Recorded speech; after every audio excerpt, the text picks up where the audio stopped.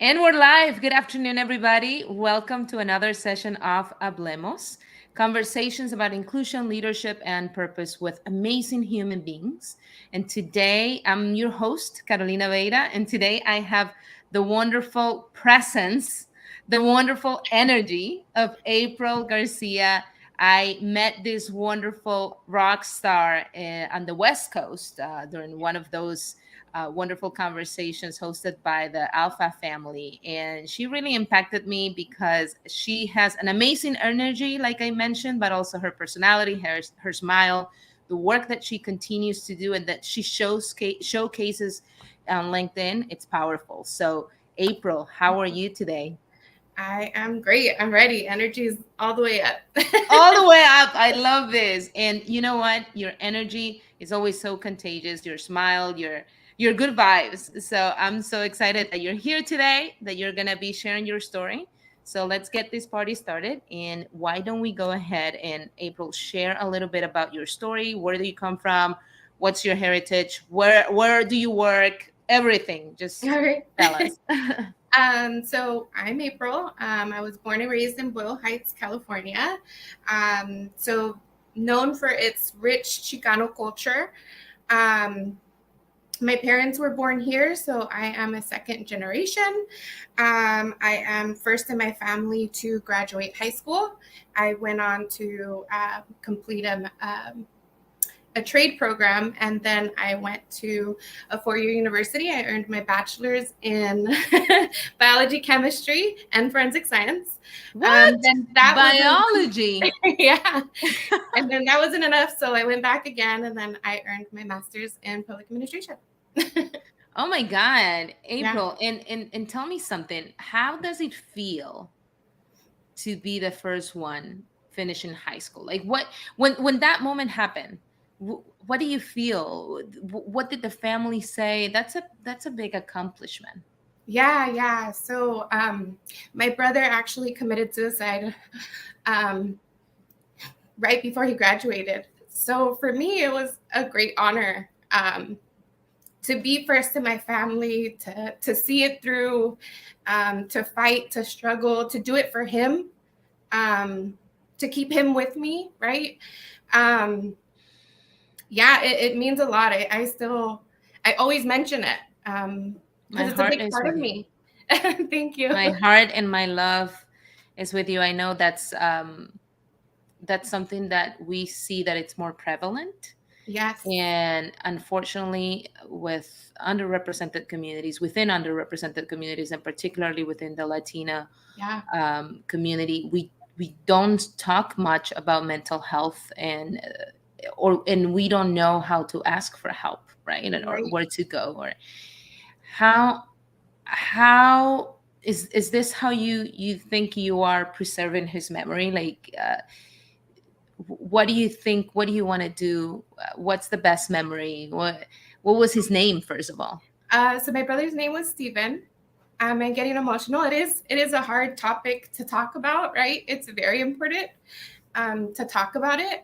So my brother was Steven. Very, very into like rock music and history, and he played the guitar and interested in cars. Completely opposite of me. Very rebel. Moved to the beat of his own drum. Um, so yeah, I think for me to honor that, it's good because I get to live those kind of things like, well, what would my brother have done in this situation? Or like, I know he's proud of me because I'm doing this. And then also Mm. talking about it, bringing it to light. So many people don't talk about it. What has been your biggest challenge after not having him around? Ooh, we're getting deep. um, I guess the loneliness, right? Like it was my brother, my only brother. I had him, I always had him. And then just feeling lonely, but starting to fill that with memories, with the positivity, with the drive, with everything I'm doing to boost me and to keep me moving forward and building the community. And I think that has a lot, to do with me giving back. Mm. Thank you for sharing, April. And I know this is not an easy topic. No. Obviously, it's very close to your heart. I can see, and I feel for you when you talk about your brother. But I also wanted to really use this space to remember him Yeah. and to honor him, and Thank in that you. way to honor your family, your parents, you, right? Because Yeah. truly, I can feel the love, and I know that he's looking down and he is proud of everything that you're building and you're creating, and the person that you are, and the beautiful energy that you have, because I truly mean it. When I met you, that's what impacted me the most, and the smile, and the good vibes. So now tell us, what do you, obviously now you have an MPA. Where do you work? Do you work for I know that you work for a Fortune 100 company, but what is your day to day? What do you do there? Yeah, so I currently work for KPMG. It's a tax audit and advisory firm. I started off in an internal role, so it was tax risk management. And then it was quite a jump from higher ed, because everything I did was higher ed, student, nonprofit. So I took the leap, did a career changer. Um, I won't go back to my old role. It was a little overwhelming, but it also gave me all the tools and skills that I needed to be successful in my current role, which is candidate sourcing and development. So I find new talent for the firm, and I enjoy finding diverse talent for the firm. I know, and you do a phenomenal job. And Thank what you. has been the most powerful resource for you to find that diverse talent? Like, where do you go, or what organizations do you partner with? What has helped you to be successful at it? 1,000% LinkedIn, building community there, a professional community, right? People from different backgrounds. Again, kind of moving, still using resources of like nonprofits, right? So, and we met through Outfoot Inc. So that's a nonprofit. Originally, it was only for a small group of Latino accountants, but now it's grown, it's widened. So any Latin professional, Latina, Latino, Latinx, join your local Outfoot Inc. chapter and start. And find April. Find me. Yeah, find April. April is everywhere and doing great work. So I want to take you back to the family aspect, right? And Yeah. you're creating community through LinkedIn, Right. through the different organizations that you support, um, and also for KPMG, and you see the fruits of the work that you're putting into it. What what do you think it's your why? Like, why are you doing this work? Why the transition into this new role, and why diverse talent? Mhm. I think the why for me is everything I've done has not been the typical role for people like me. And when I say that, like Latinas.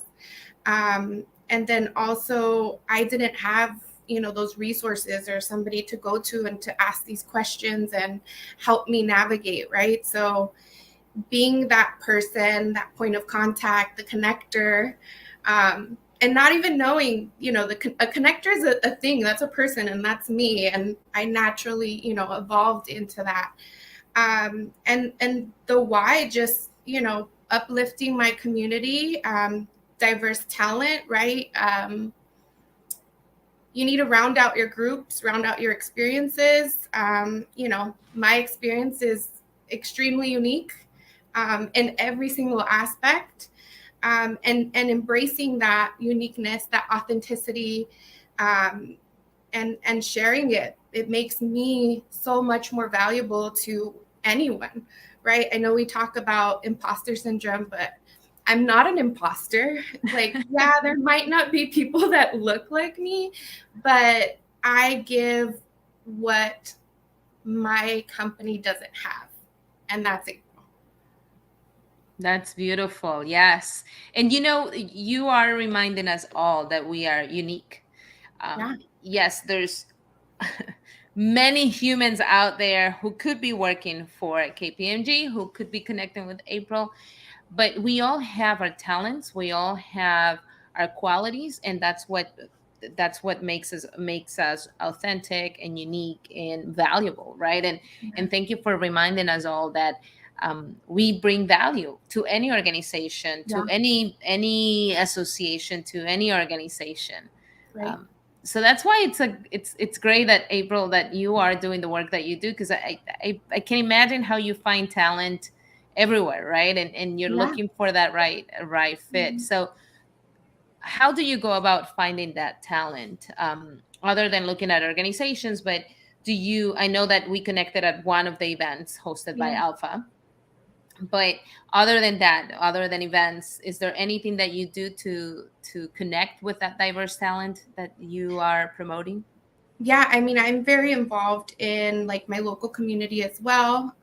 So again, going back to being born and raised in such like a Mexican American Chicano rich area, honing into that, right?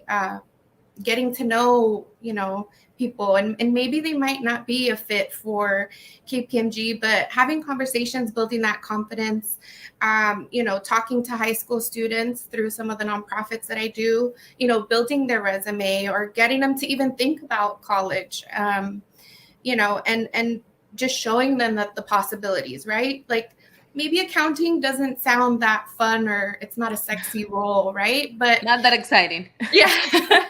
But I mean, financially, it's a great career to go into, right? And just giving those options. And yeah, maybe, I mean, even like me, I'm not internally, I'm not an accountant.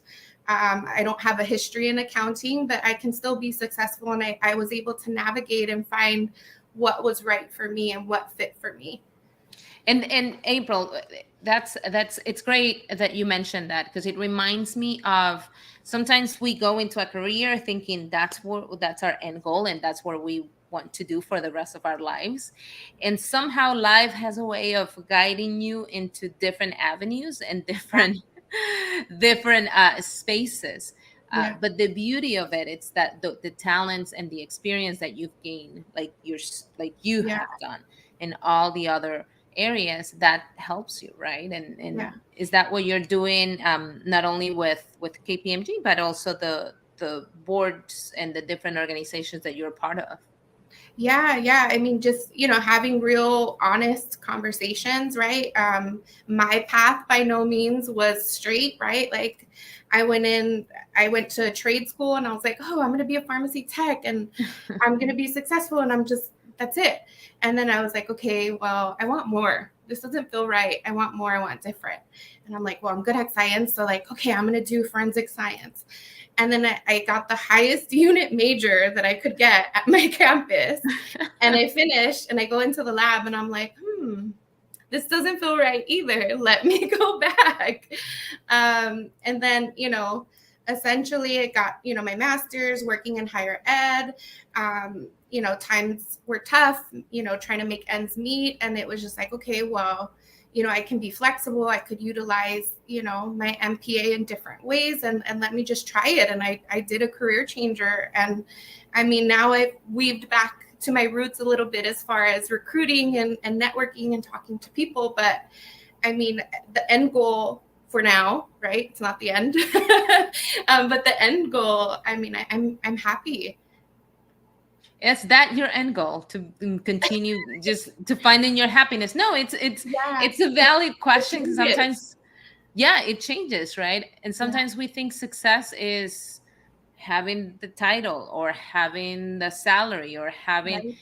and it could be a combination of many things. What is Mhm. success to you? Um, I think I'm very much a minimalist. So I probably could work, a low paying job, still kind of making ends meet, right? And being happy, right? And I think that's kind of the goal, is just to do really what speaks to you. And if for whatever reason at any point it doesn't align, find ways to make it align or to be flexible or to navigate, right? And having those conversations, knowing those nonprofits, connecting with those orgs for those next opportunities, that that's how you get there. And even now, like, I'm happy now. What if, 5 years, 10 years, I want to change roles again, being able to know the way a company works and how you can navigate through that company, right? Like, maybe there's another role within my company that, I have all these resources for, and I can build up and keep growing. April, part of your success is also the fact that you are flexible, and you just mentioned that you go. It's not by any means. It's not the going with the flow. That's not what I mean. What Mm-hmm. I mean is there's gonna be constant challenges, Yeah. but you just face them and go for it and continue and Mm-hmm. knowing. And I think it all starts here, right, with you. Yeah. And we spoke a little bit about that.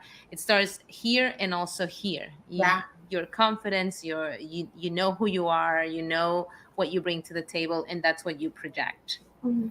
And that's part of I want to talk about what you mentioned to me about the room. You said what, tell us a little bit about the room. Tell us the story there. So I say this all the time, right? Like, I'm from Boyle Heights, not a rich neighborhood by any means. I have to visit because Yeah. I've never I been. will take you on a taco tour. Let's go. There we go. You're speaking my language now. See, we're connecting even more now. Yes.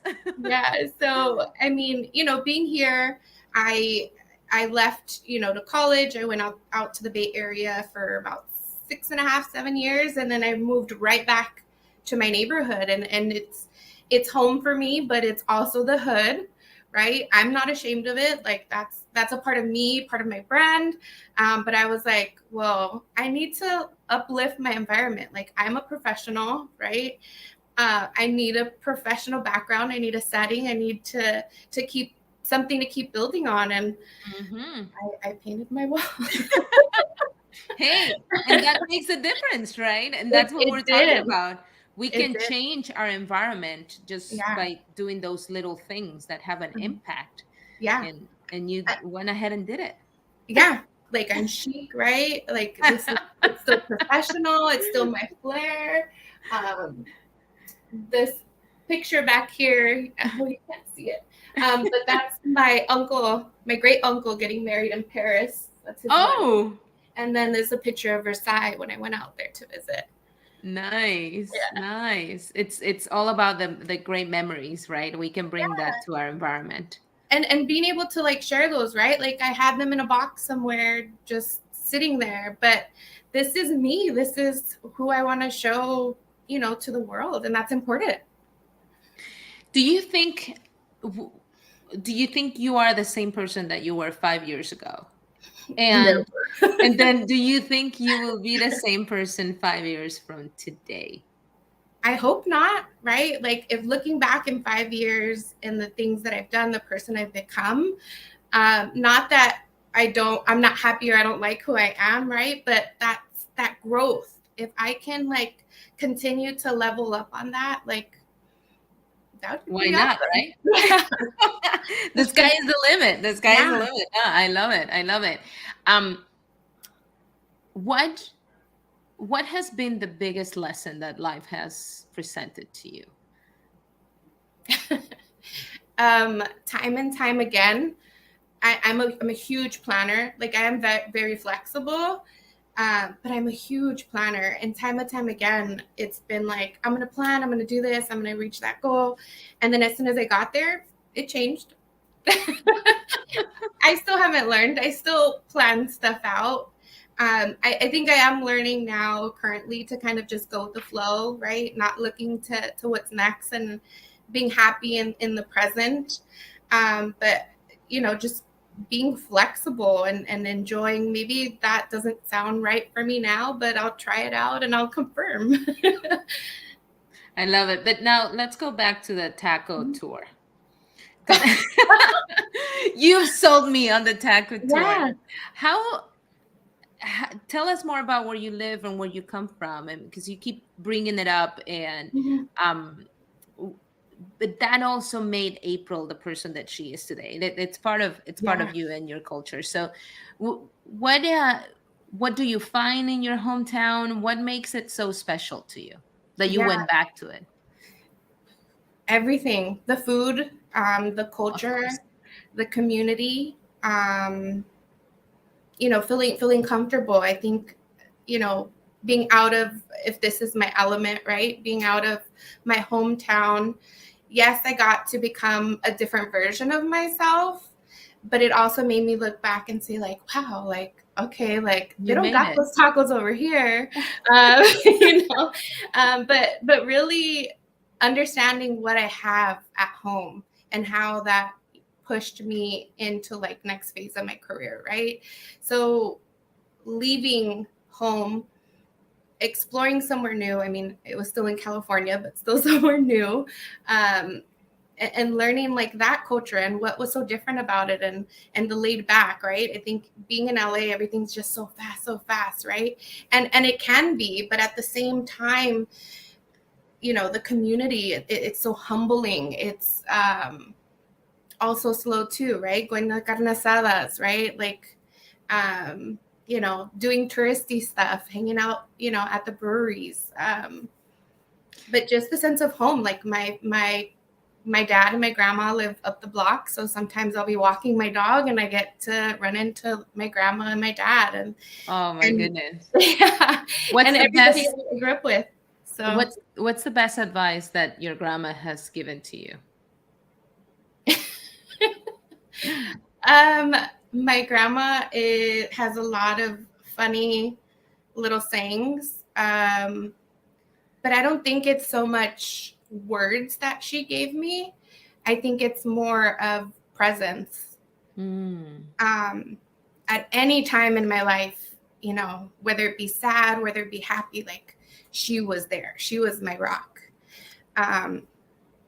So yeah, just her re-energizing me too. Like, if you think I have good energy, like you have to meet my grandma. I'm sold. I'm already planning on the taco tour and meeting your grandma. Yeah. What's your grandma's name? Gloria. Gloria. No, I'm sure that spending an afternoon with Gloria con cafecito or margaritas y tacos, it will be the highlight of my trip to the West Coast. It's always good to know that there's a million excuses and good excuses to go back to that side of the US. Let me ask you something, April. If you had an opportunity to talk to your brother now, what would you tell him? What would you say? I think I talk to him every day. I think he's always with me. I don't know. I think I personally, I have difficulty expressing myself sometimes, or just not having words. And I think, you could kind of tell that presence just means a lot to me. You don't have to really say anything, but you just got to be here. And I feel him all the time. That's wonderful. What is the impact that you want to bring to other people around you? When you went back to your hometown, and you know the struggles and you know the need within your community, what do you want to bring to them? What does April want to do? I guess support and connection, right? Whatever circumstances, my brother was going through, maybe he didn't have the support that he needed. I know my journey, I didn't have a lot of the support that I needed, but I found it, right? And I think just being like present, maybe, you don't have it all planned out or you don't know where you're going, but that's okay. Everybody has different timings, everybody has different paths.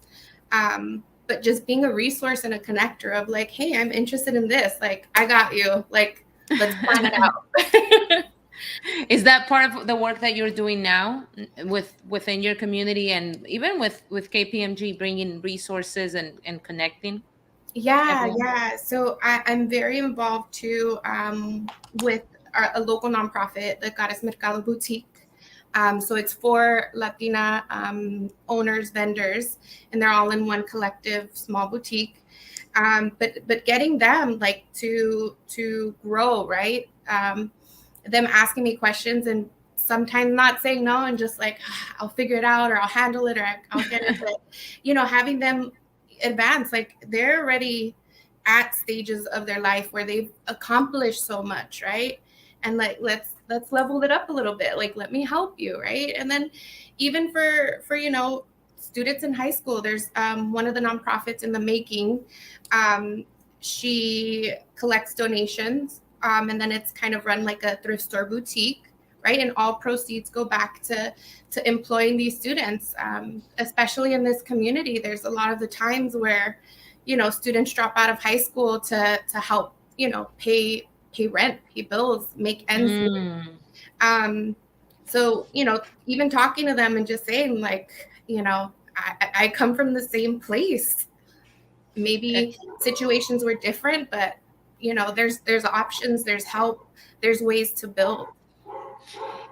And it's great what you're talking about, because I'm gonna use Florida as an example. The community here, particularly the Latino community, I don't want to say doesn't have it as rough, because there's need everywhere. Yeah. But whenever I go to California or Texas, I do see what you're talking about. I see more and more high school students who are Latinos who have to make and help their families get through the rough periods and make ends meet. And unfortunately, they end up dropping out of high school, and they don't have other resources. They have to work because they have to survive.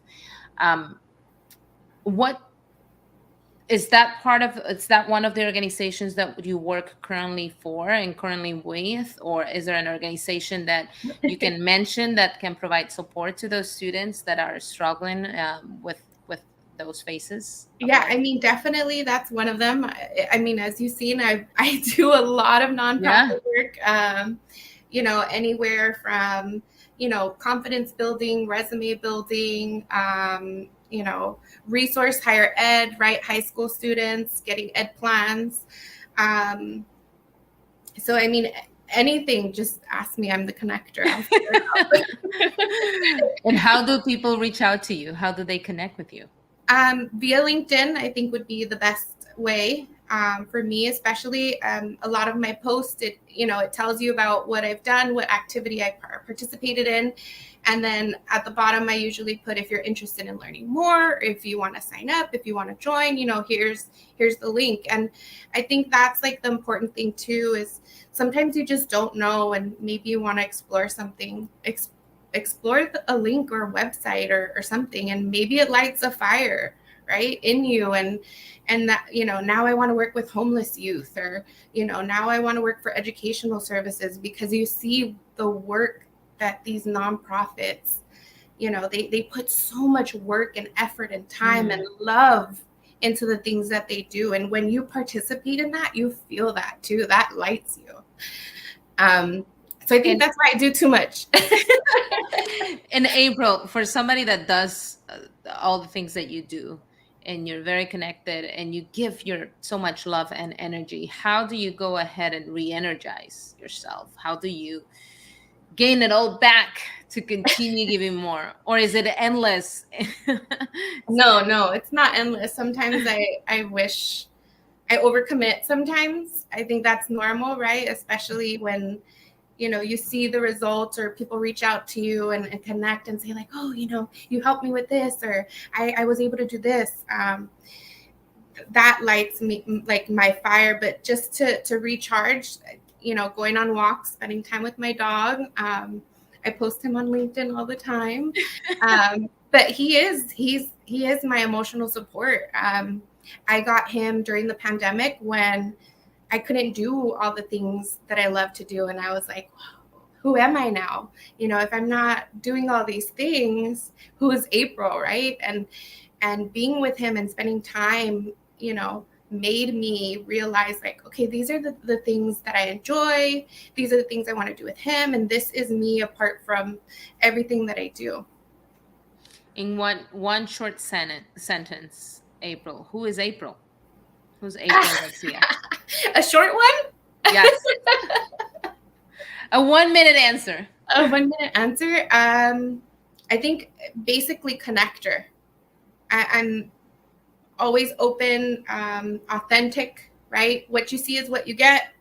I'm always going to be myself, and connecting. If you need help, reach out. I'll do my best to find whatever it is, or, not even having to reach out. Look through my LinkedIn account. Maybe there's something there that, just scrolling through, maybe something I've said in the past that resonates with people. And I think that's me. Being the connector and just being myself. And I think that connects with a lot of people, and they can pick and choose what they like. To me, April is a wonderful connector. Yes. A wonderful human being who's there for others and has a wonderful energy. And I'm glad that we have people like you, April. And I hope that we have many more Aprils out there who are doing wonderful work for kids, for adults, for organizations, for non-for-profits, giving. And I deeply hope that you also make room for re-energizing yourself constantly and loving yourself and putting yourself first, because we need all your good energy all the time for many, many years to come. Yeah. I'll take small cat naps just for you. There you go. There you go. I love that. I love that. No, I want to thank you, April, for your time, for your beautiful energy, for your beautiful smile, for sharing your story and being so open and honest. I know mental health, it's not an easy topic. It's something that we need to talk more about. It's something that carefully we need to approach, we need to learn about, but put it top of mind, keep it top of mind. I thank you for sharing the story of your brother with us. It's touching, but it's also needed. I can only imagine the impact that it had on your family and on you. I know it. I can see it. I can sense it. And my only hope is that you remember the great times always. And I think you do. And keep moving forward, because that's the best way to honor him. And I'll put the numbers for the phone numbers for anyone who's struggling and with mental health issues, as well as finding help, right? Because we all need help. We all need somebody that can listen to us, that can remind us that we're loved and that we're unique and that we're valued, right? And I want to remind you of that. Thank you for touching my heart. Thank you for touching our lives with your presence, with your energy, and keep doing what you're doing. You are phenomenal. You're doing a great job. I hope that you can bring all that great energy to the East Coast as well, to the Midwest, to everywhere in the US and beyond. Well, I still haven't been to Florida or Miami. So. Oh, don't worry. Whenever you want, I'm ready. I'll host you. I will take you on a croquetas tour. Oh, let's do it. And then we'll go to Homestead and we'll do a taco tour. But I think it's not going to be as good as yours. That's my caveat. We don't have to compare. It'll be April, unique in its own way. What is your message to the community? Stay true to yourself. Even if the path changes, see it out. And have fun.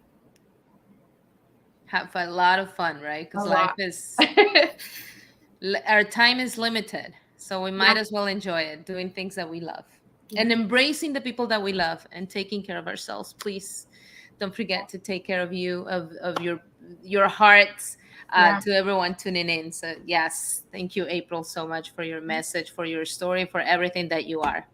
Thank you. Thank you for giving me this platform, for this time, making history, right? Talking about these things. It's It it's will in live forever. now. Yeah. Yes, absolutely, absolutely, April. Okay, I'll keep you posted on my next trip to LA, so we can Yeah. do something there and do the taco tour and Let's do meet it. Grandma Gloria.